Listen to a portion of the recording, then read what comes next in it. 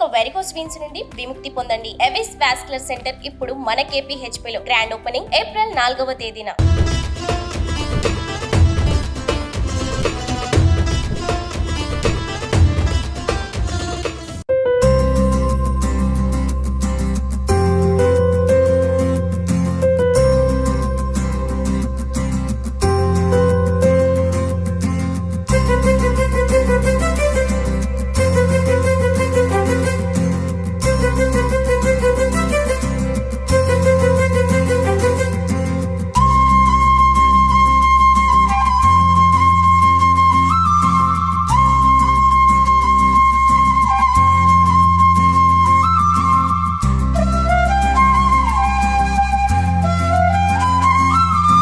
నమస్తే, welcome to temple tour with Gitanjali.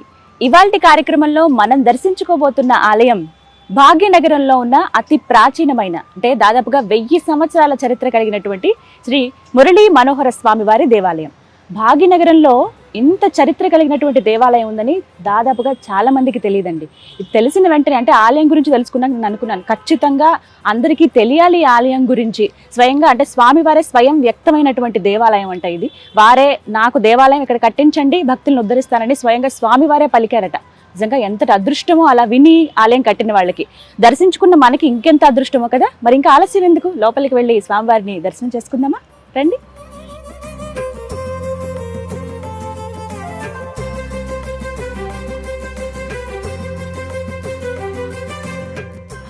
ఇక్కడ ముందుగా స్వామివారికి ముందుగా ధ్వజస్తంభాలు 2 చూస్తాం. ఒకటి రాతితోటి, ఇంకొకటి పంచలోహాలతో ఉంది. ఇక్కడ నుంచి కూడా స్వామిని మనం దర్శనం చేసుకోవచ్చు. కానీ అంతకంటే ముందుగా విశేషాలు తెలుసుకోవాలి కదా ఆలయం గురించి.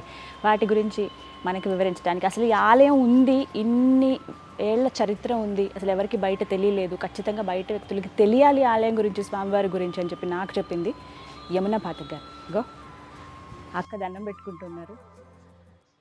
నమస్తే. నమస్తే, బాగున్నారా? చాలా బాగున్నాను, మీరు ఎలా ఉన్నారు?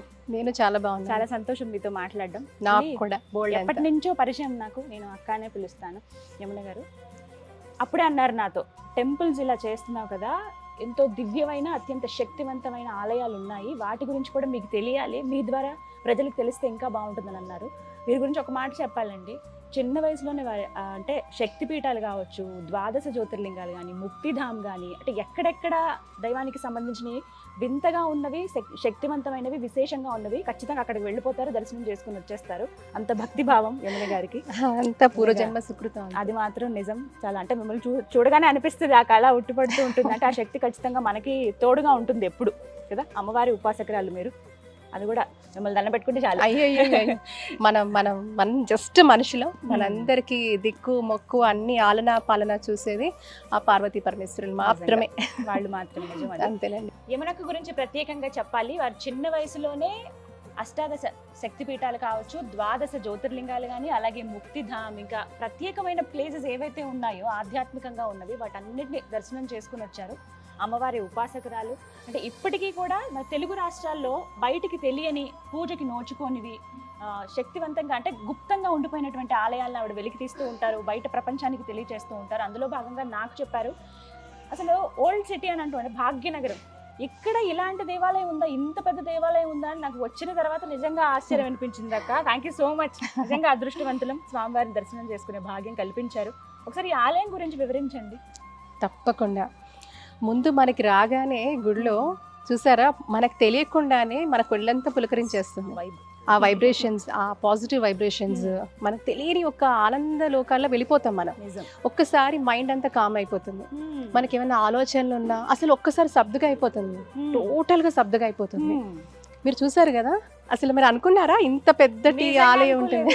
అంటే ఉంటాయి ఆలయాలు కానీ కొంతవరకు ఉన్నాయి, కానీ చాలా ఎక్కువ స్థలం ఉంది. అసలు ఎన్ని ఎకరాలు ఉందో కూడా తెలియట్లేదు, అంత పెద్ద స్థలం ఉంది. చక్కటి ఆలయం అండి ఇది. నేను ఇక్కడికి వచ్చినప్పుడు కూడా యూజువల్గా ఎప్పుడైనా ఏ ఆలయానికి వెళ్ళినా కూడా అక్కడ స్థల పురాణం తెలుసుకుంటూ ఉంటాం, దాన్ని ఎవరు కట్టించారు, ఇది ఎప్పటిది అనేది. మనకి తెలిసి స్వామివారట 1822 సంవత్సరంలో రాజా రఘురామ్ అని ఆయన ఢిల్లీలో ఉండేవారట. అక్కడ ఆయనకి కలలో కనపడారట ఒకరోజు. కలలో కనపడి, నేను ఈ ఏరియా పేరు మనం తెలుసుకోవాలంటే దీనికి కిషన్ బాగ్ అంటారు, ఇది బహదూర్పుర పరిధిలోకి వస్తుంది. ఇక్కడ కిషన్ బాగ్ మెయిన్ రోడ్లోనే ఈ పెద్ద ఆలయం ఉంటుంది. కానీ మీకు కొంచెం వెతుక్కోవాలి, ఎందుకంటే అది ప్రామినెంట్గా పెద్ద గేట్ అనేది పక్క నుంచి ఉంటుంది, లోపలికి రావాలి కొద్దిగా. కానీ ఏమైనా అడిగినా చెప్తారు మీకు. లోపలికి వచ్చేసిన తర్వాత ఇక్కడ స్వామివారి ఈ ఏరియాలో దీనంతా కూడా కిషన్ బాగ్ అనే పేరు అప్పటి నుంచి స్టార్ట్ అయిందనమాట. అంటే కృష్ణుడు ఉన్న స్థలము కిషన్ బాగ్. దీనికి సంబంధించి చాలా ఉప ఆలయాలు కూడా ఈ ఎస్పెషలీ బహదూర్పుర పరిధిలో అనేక వందలాల ఆలయాలు ఉన్నాయంట. నమ్ముతారా? వందలు ఉన్నాయి. కానీ మనం ఏంటంటే భక్తులకు తెలియాలి, అక్కడ కూడా నిత్య పూజ విధానం జరగాలి, ధూపదీప నైవేద్యాలు నిజంగా ఆ భగవంతుడికి మళ్ళీ అలాంటి సేవ జరగాలనే ఆలోచనతోనే మనం పనిచేసుకుంటూ వస్తున్నాం చిన్నగా. సో అలాగే ఈరోజు మన భక్తులందరికీ కూడా పరిచయం చేస్తున్నాం. మరి పేరులోనే ఎంత హాయిగా ఉంది చూడండి, మురళీ మనోహరుడు. ఆ స్వామి పేరు మురళీ మనోహర్ ఆలయం అంటారు. ఇది రాజా రఘురామ్ గారికి 1822 సంవత్సరంలో ఆయన కల్లో కనపడి నేను ఇక్కడ భూగర్భంలో ఉన్నాను, నన్ను వెలిక్కి తీసిన ఒక ఆలయం కట్టించు అని చెప్పారట. ఎక్కడ హైదరాబాద్ మీకు చెప్తుంటేనే నా కుళ్ళని చూసారా ఎలాగ అయిపోతుందో, గూస్ బంప్స్ వస్తున్నాయి. ఆయన ఎక్కడ హైదరాబాద్, ఎక్కడ భాగ్యనగరం, ఎక్కడ ఢిల్లీ అండి, అక్కడ కల్లో కనపడి పలానా స్థలంలో నేను ఉన్నాను, నేను భూగర్భంలో ఉన్నాను, నన్ను వెలిక్కి తీయని స్వామివారు చెప్పి నిజంగా ఆయన వచ్చారట. వచ్చి వెలిక్కి తీస్తే ఆ సంవత్సరంలో స్వామివారు భూగర్భం నుంచి వచ్చారు. అంటే ఇప్పుడు మనం చూసేటువంటి మూల విరాట్, అవును, మూల విరాట్ స్వామివారు మురళీ మనోహరుడు. అండ్ చక్కగా ఆయన మురళితో మురళి మనోహరుడు, అంత ముగ్ధ మనోహరంగా స్వామివారు అలా వెలిసి ఎంత అది మీరు చూస్తూ ఉంటే స్వామివారు మనని ఏదో తీక్షణంగా చూస్తున్నట్టు ఉంటుంది. అంటే మన పట్ల వారి యొక్క కరుణ, వారి యొక్క ప్రేమని మన పైన కురిపిస్తున్నట్టు ఉంటుంది ఆ విగ్రహాన్ని చూస్తుంటే. స్వామివారు నిజంగా ఉన్నారా అని ఎంత జీవకళతో మనకు కనపడుతుంది, చూసారుగా. కాబట్టి మరి చూస్తారు, ఇప్పుడు మనం దర్శనం చేసుకుంటాం కదా, అప్పుడు మీరు చూస్తే మీకు కూడా అలాగే కనపడుతుంది. చాలా మందికి ఇప్పుడు భక్తులు చాలా మంది వస్తూ ఉంటారండి, కానీ తెలియాల్సిందంత తెలియదు. ఇంకా అంత తెలియకపోవడం, ఈ దగ్గర పొందకపోవడానికి కారణాలు ఏంటంటే, అంటే ఒకటి ఎన్నో కారణాలు ఉంటాయి, కానీ ఆ స్వామి తన భక్తులను ఎలా రప్పించుకోవాలో ఆయనకు తెలుసు. అందుకే కదా మనం వచ్చాం. కాబట్టి ఆయనకు తెలుసు భక్తులను ఎలా రప్పించుకోవాలో, ఎలా సేవ చేయాలంటే. భక్తుడు భగవంతుని సేవ చేస్తే పునీతుడు అవుతాడు, ప్యూరిఫై అవుతుంది ఆలోచనలు కానివ్వండి. మన ఆలోచనలు బాగుంటే మన ఆచరణ బాగుంటుంది, మన ఆచరణ బాగుంటే మన కుటుంబం బాగుంటుంది, కుటుంబం బాగుంటే సమాజం బాగుంటుంది. అందుకే మనం రావాలి మన ఆలయాలకి. ఎంత అద్భుతమైన ఆలయాలు. ప్రతి సంవత్సరం మనకి ఇక్కడ కార్తీక మాసంలో మనకి ఇక్కడ బ్రహ్మోత్సవాలు జరుగుతూ ఉంటాయండి. ప్రతి ఏడు జరుగుతూ ఉంటాయి. విశేషంగా కృష్ణాష్టమి కూడా ఈ ఆలయంలో అష్టమి తిథి నక్షత్రం స్వామివారిది రోహిణి నక్షత్రం. ఇవి కూడా పూర్తిగా అలా ఉన్నప్పుడు వాళ్ళు చేస్తారండి. మనకి 2 రోజులు 3 రోజులు, కానీ ఆ తిథి నక్షత్రాలు అండ్ ఇది ఆలయం పూర్తిగా వైష్ణవ సాంప్రదాయాన్ని వీళ్ళు ఆచరిస్తారు పూర్తిగా. చాలా బాగుంటాయి. విశేషంగా చాలా మంది ఏంటంటే ఈ యొక్క బ్రహ్మోత్సవాల టైంలోనే గరుడ ముద్దలు అని వేస్తారు అక్కడ మనకి ధ్వజస్తంభం దగ్గర.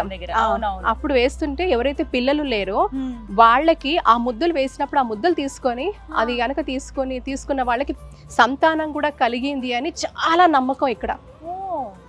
సో నేను ఇప్పుడు ఏమన్నాను, ఇది ఎప్పుడో నిన్న మొన్నటిది వచ్చింది కాదు, కొన్ని వేల సంవత్సరాలు, మనకి తెలిసి కొన్ని వందల సంవత్సరాలు, కానీ దీనికి ఒక విశిష్టత వేల సంవత్సరాల నుంచి ఉంది అని చెప్తూ ఉంటారు. కాబట్టి ఇది అద్భుతమైన ఆలయం. ఇక్కడ స్వామివారికి ఆంజనేయ స్వామి వారు కూడా, బాలాంజనేయ స్వామి వారికి కూడా ఆలయం చిన్న పక్కన ఉంది. ఎవరికైతే దృష్టి దోషాలున్నా, నరదృష్టి ఉన్నా, ఇలాంటివి ఏమన్నా మనం నమ్ముతూ ఉంటాం కదా, అలాంటివి ఏమన్నా ఉన్నా కూడా స్వామివారికి వచ్చి బాలాంజనేయ స్వామి వారికి ఇక్కడ కనుక పూజ చేస్తే అవన్నీ తొలగిపోతాయని కూడా. తర్వాత మళ్ళీ నర్మదా నది దగ్గర స్వామివారి శివలింగం ఒకటి, అక్కడ శివుడి యొక్క ఇది దొరుకుతుంది అనమాట. వారిది కూడా ఇక్కడ ఉంది. ఇక్కడ శివాలయం ఉంది. మీకు స్వామివారు రుద్ర రూపంలో ఉంటారు. సో ఇది కూడా స్వయంగా స్వయంభూ లింగం అది. ఆ. కాబట్టి పూర్తిగా చూస్తే ఈ గుడికి అంత ఇక్కడ విష్ణువు, అక్కడ శివుడు, శివయ్య ఇద్దరు ఉన్నారు. ఒకటే అని చెప్పి ఎవరికి భేదం లేదు, శివకేశ్వరికి భేదం లేదు, అంతా ఒక్కటే అనే ఆలోచన మనకు ఉంటుంది. అద్భుతంగా ఉంటుందండి.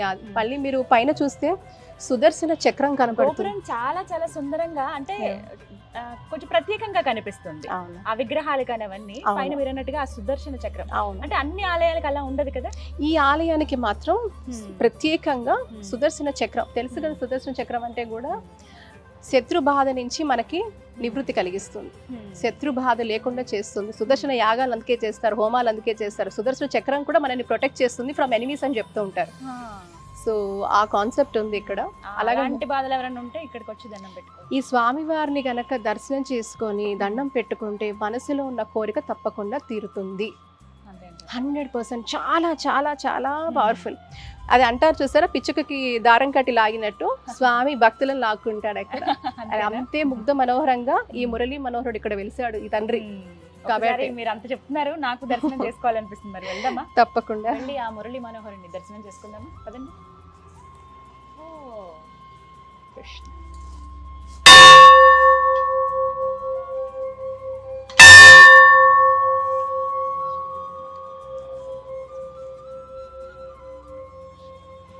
అది స్వామివారు.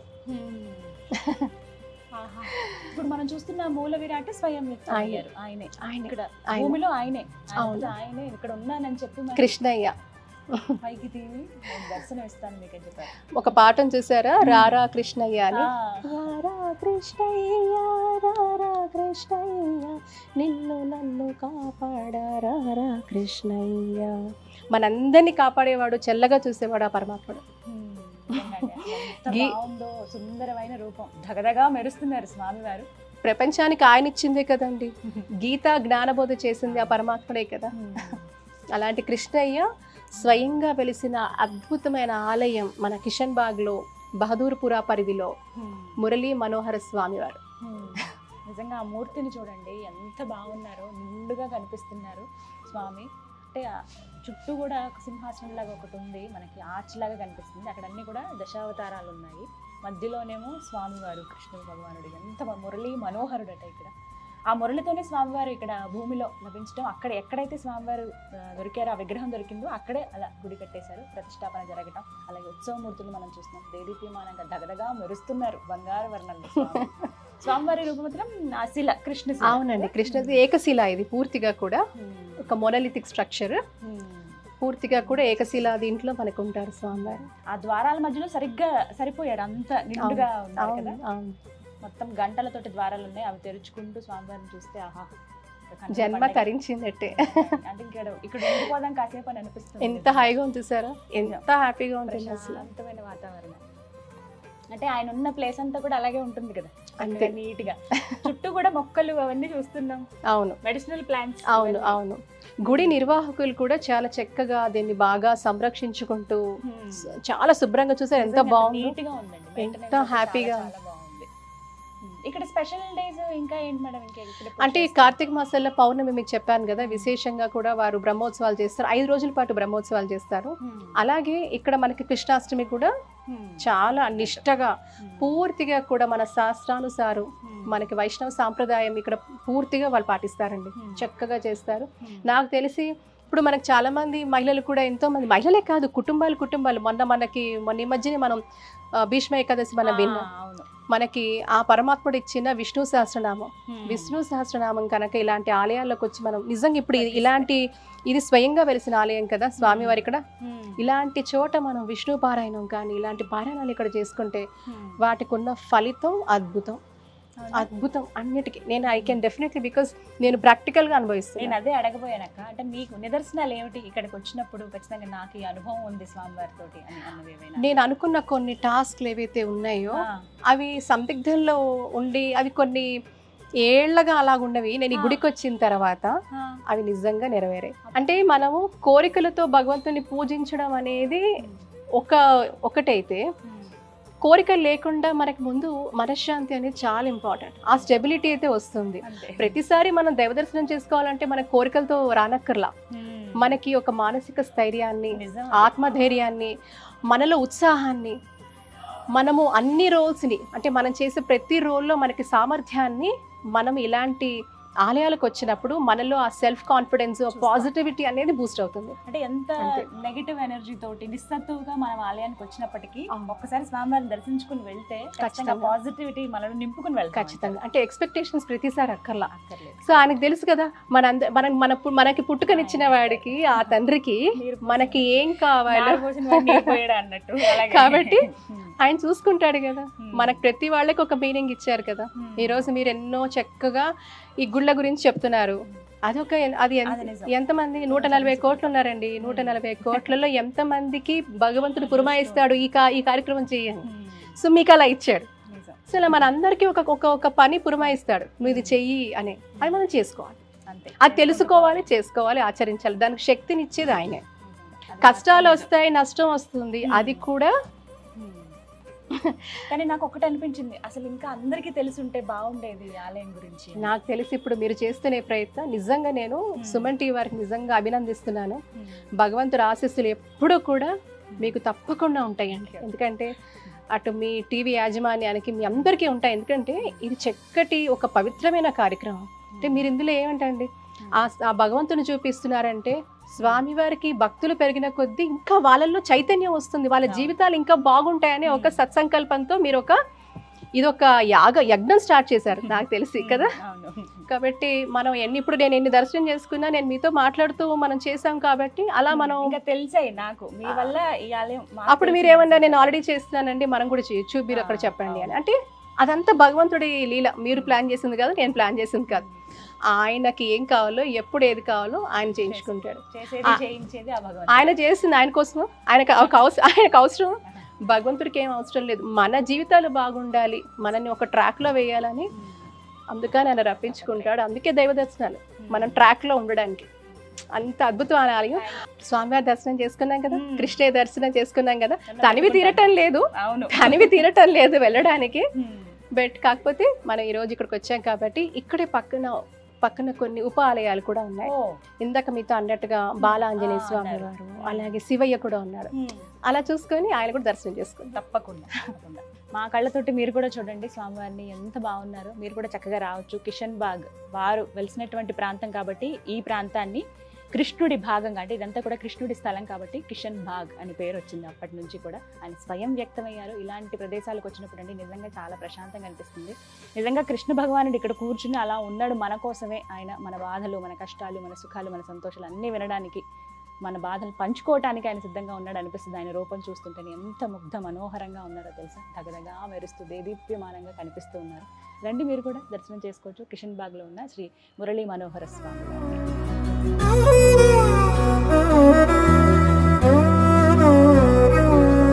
నిజగరి మగ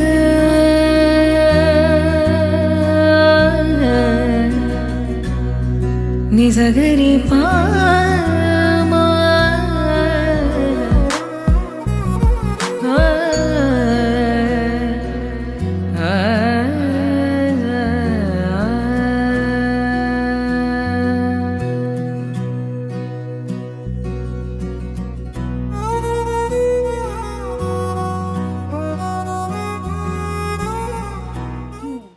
బాలాంజనేయ స్వామి వారా?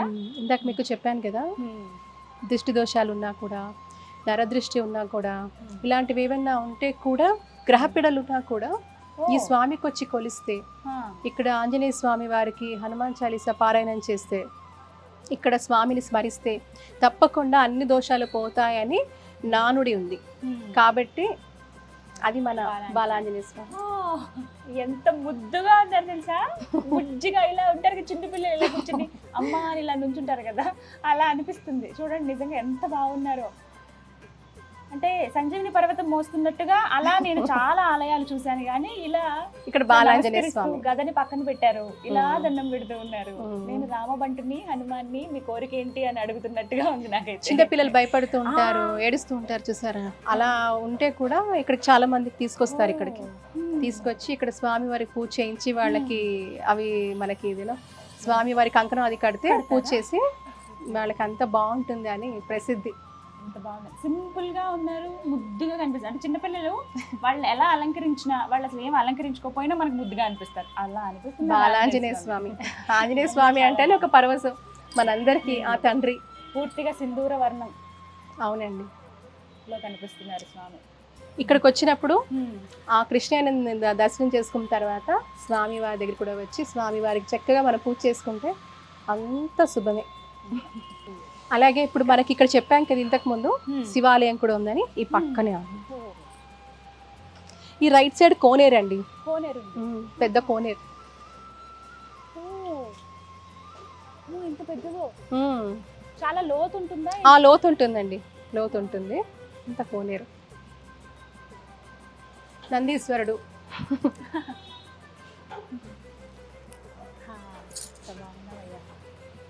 ఈ శివయ్య స్పెషాలిటీ ఏంటి అంటే, ఈ శివయ్య మనకి నర్మదా తీరంలో, ఈయన నర్మదేశ్వరుడు. ఆ తీరంలో ఇక్కడ స్వామివారి లింగం అక్కడి నుంచి మనకు ఉంది. అక్కడ ఏంటంటే ఎప్పుడైతే మనకి నర్మదా తీరంలో దొరికిన శివలింగాలన్నీ కూడా ప్రతిష్ఠ అక్కర్లేదు అంటారు. అది కూడా స్వయంభూ లింగం స్వామివారికి.